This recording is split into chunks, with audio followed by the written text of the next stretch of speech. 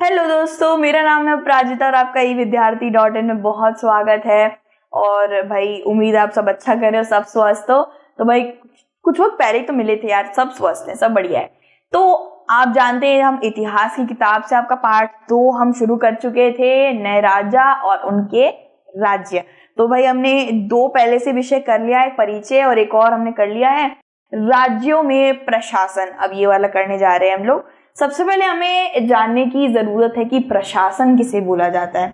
हमें अंग्रेजी में अगर ये शब्द दिया जाए एडमिनिस्ट्रेशन तो काफी ज्यादा साधारण सा लगेगा, लेकिन प्रशासन हमें सबसे पहले समझना है सबसे पहले समझना है कि क्या इसका एक मतलब है। ठीक है, तो एक छोटा सा उदाहरण देके बताती हूँ जिससे आप भी काफी ज्यादा समझ पाएंगे।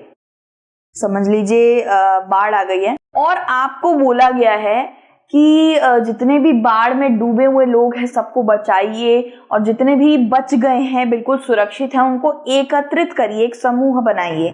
अंग्रेजी में बोला जाता है एक ऑर्गेनाइजेशन या एक ग्रुप बना दीजिए। ठीक है, समूह बनाने के बाद आप क्या करेंगे सबसे पहले बताइए। आप उन्हें कपड़े प्रदान करेंगे, आप उनमें प्रशासन बिठाएंगे, आप उनको कर्तव्य देंगे एक काम करने का, आप उन्हें दवाइयाँ, उनको किसी तरीके की दवाइयों की आवश्यकता है तो आप दवाइयाँ इकट्ठी करेंगे, खाना इकट्ठा करेंगे। एक तरीके से ये बोल सकते हैं कि उस समूह को संभालेंगे। उस समूह में जितने भी जरूरतमंद चीजें हैं आप उन सब चीजों को सबसे पहले करेंगे, और फिर आप उस समूह को हर चीज बढ़िया तरीके से एक प्रणाली के तौर पर चलाएंगे, यानी कि सिस्टम की तरह चलाएंगे, है ना। तो इसी को प्रशासन कहते हैं। अब मैंने आपको एक समूह को संभालने के लिए, बाढ़ में बहे लोगों को संभालने के लिए बोला है। अब इस प्रशासन को बाढ़ में बहे लोगों के लिए मत सोचिए, ये प्रशासन है राज्य का प्रशासन। राज्य के अंदर भी बहुत सारे लोग रहते हैं और राजा को क्या करना पड़ता है, संसाधन, किसी भी तरीके का उनको संसाधन चाहिए, हर चीज अच्छे से हो, नियम कानून के तौर पर हो, दस्तावेज लिखे हुए हो, हर चीज अच्छे से चल रही हो, इसे ही प्रशासन प्रणाली बोल दिया जाता है। ठीक है, तो अब हम अपने इस पे आते हैं, मुद्दे पे आ जाते हैं। भाई बहुत से नए राजाओं ने ध्वनि शीर्षक का प्रयोग किया। ठीक है, पूर्व महाराजा, आदि राजा, त्रिभुवन, चक्रवर्ती, इन तीनों लोगों का स्वामी।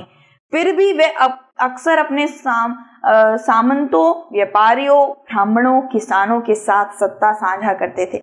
अब यहाँ पे बताया जा रहा है, भाई आपने खुद ही सुना होगा, बहुत से आते नहीं हमारे सीरियल वीरियल आते हैं भाई, हम लोग मम्मी हमारी सारी देखती है भाई, चक्रवर्ती, अशोक सम्राट, छत्रपति शिवाजी महाराज।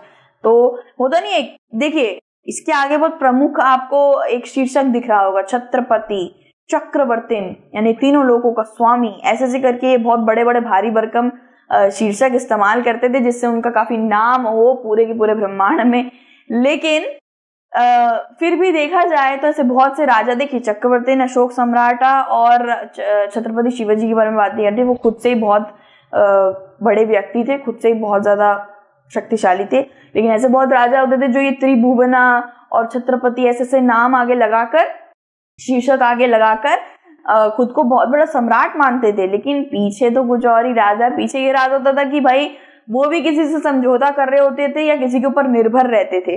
ठीक है, निर्भर किस पे रहते थे भाई, व्यापारियों पे, ब्राह्मणों पे, किसानों पे, इन सब के ऊपर निर्भर रहते थे और अपनी सत्ता इनके साथ साझा करते थे, यानी कि राजवंश इनके ही दम पर चलता था। वो कैसे चलता था वो हमें आपको समझाते हैं, अभी समझाते हैं, थोड़ा तनिक रुकिए। तो भाई राज्यों में संसाधनों को उत्पादन करने के लिए किसान, पशुपालक, कारीगर उपयोग करते थे। ठीक है, अब किसान क्या है भाई, अनाज उगाएगा, खेती करेगा। ठीक है, तो राजा क्या करता था, राजा उसका एक भाग ले लेता था, जितना भी वो उत्पादन करेगा उसका एक भाग उसे देना पड़ता था, या तो कर के तौर पर या तो लगान के तौर पर, दुगना लगान लेगा।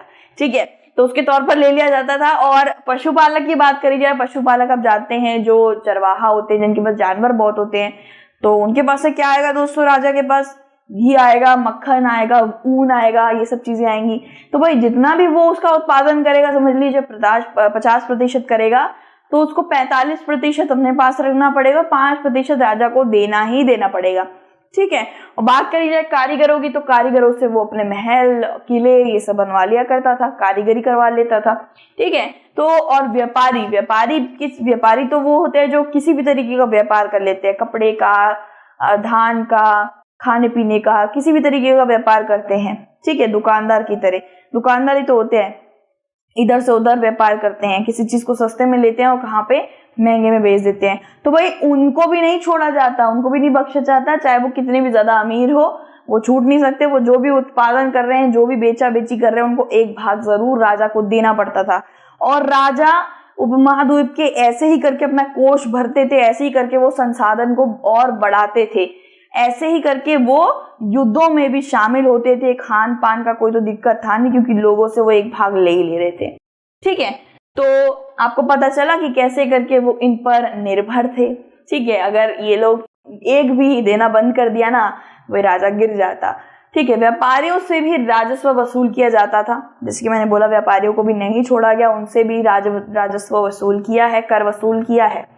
भूमि जहां उत्पादक से छीन ली जाती थी, किसी किसी की भूमि तक छीन ली जाती थी अगर वो नहीं देगा राजस्व, ठीक है। राज का कर, ठीक है, राजस्व इसको बोला जाता है। मंदिरों, किलों, युद्ध लड़ने में संसाधन का उपयोग किया जाता था। तो जैसे कि मैंने बताया, इन संसाधनों को कहाँ उपयोग में लगाया जाता था? किले बनाने में। वो अपने बड़े बड़े अपने नाम के मंदिर बनवाते थे, खुद को बहुत बड़ा दिखाने के लिए खुद के किले बनाते थे, दरबार बनाते थे, ठीक है। और युद्ध में लड़ने के लिए भी इस्तेमाल होता था। युद्ध में कैसे इस्तेमाल होता था दोस्तों? सैनिक इतने सारे जाते थे, करोड़ों तो नहीं, लाखों लाखों सैनिक धरती पे उतरते थे और उनको भूख तो लगती थी। देखिए, जब भी युद्ध होता है ना, तो एक काल तक होता है, सुबह से दोपहर, उसके बाद क्या कहते हैं, ब्रेक, चाय ब्रेक। तो भाई उस वक्त पे खाना पीना, दूध, मक्खन जितना सैनिकों को दे पाए वो देने का कोशिश करता है राजा। और वो सब संसाधन कहाँ से आता था? इन बेचारे लोगों से। किसान हो गया, पशुपालक हो गया, व्यापारी हो गया, तो इन सब से ही तो वो अपने युद्ध के लोगों को बचा पाता था, उनको सैनिकों को पेट भर पाता था, ठीक है। तो आपको पता चल गया कि इनका संसाधन कहाँ इस्तेमाल हो रहा था? मंदिर बनाने में भी इस्तेमाल होता था। कैसे? जो कारीगर होते थे वो लोग मंदिर बना दिया करते थे। उनके पास तो कुछ वो उत्पादन नहीं कर रहे ना, वो तो कारीगरी करते हैं, तो वो कारीगरी में मंदिर, इन सब का किलों का निर्माण करते थे। राजस्व संग्रहकर्ता आमतौर पर प्रभावशाली परिवारों, करीबी रिश्तेदारों से आते थे। इसका क्या मतलब है दोस्तों? जो ये कर वसूली करते थे वो राजा खुद नहीं होते थे, राजा ने अपने भाई बंदे बिठा रखे थे कर वसूली करने के लिए। तो कर वसूली करने के लिए होते थे भाई बहुत प्रभावशाली बड़े बड़े परिवारों से आने वाले लोग। ऐसा नहीं कि भाई राजा को कोई पसंद आ गया और राजा ने ले लिया, वो होना चाहिए भाई खानदानी होना चाहिए और बहुत अच्छा प्रभावशाली बंदा होना चाहिए, तभी राजा उसको प्रमुख उपाधि देगा या राजकर वसूली करने का काम देगा।